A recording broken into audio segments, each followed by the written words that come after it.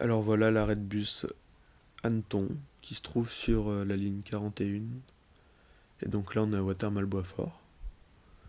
Je voulais vous faire part de cette scène que je trouve assez intéressante et plutôt représentative de l'époque dans laquelle on vit. Enfin je crois.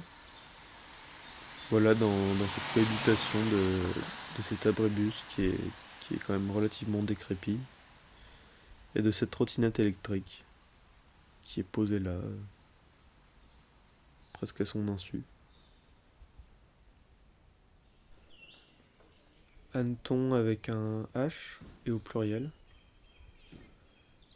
Il ne s'agit pas du bébé de l'âne et de l'ânesse.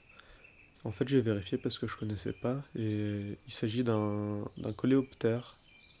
Et ils sont connus pas pour le meilleur. Ils sont connus pour causer des pullulations cycliques, durant lesquelles elles peuvent entièrement défolier certains arbres, voire un peuplement forestier entier. Voilà ce que j'ai noté. J'ai aussi lu une anecdote que je trouve plutôt intéressante. Ça s'est passé en 1479 et ces bestioles elles ont été à l'origine d'une famine à Lausanne. Et elles furent par la suite excommuniées à l'issue d'un procès.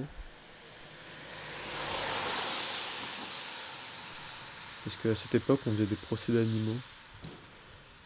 Et je trouve ça assez intéressant parce que ça témoigne d'un rapport au vivant qui est différent. Après je sais pas si c'est un quelconque rapport avec la scène que j'observe, mais quoi qu'il peut avoir des relations. Enfin je sais pas. Je trouve ça assez étrange ce panneau vacant.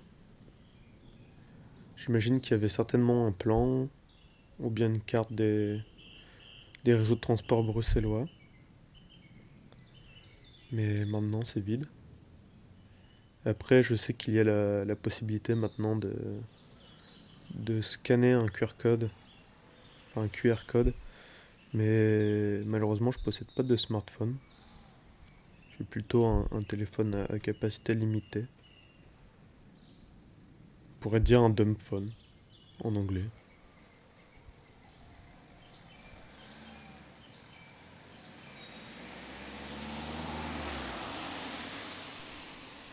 Je dois reconnaître que j'ai du mal à ne pas être dubitatif vis-à-vis des trottinettes électriques.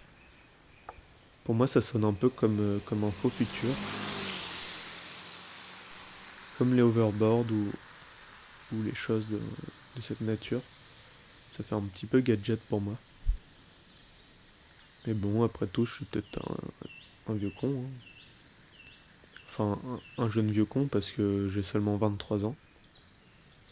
Je dispose encore quand même de quelques réductions pour prendre le train par exemple ou aller au musée.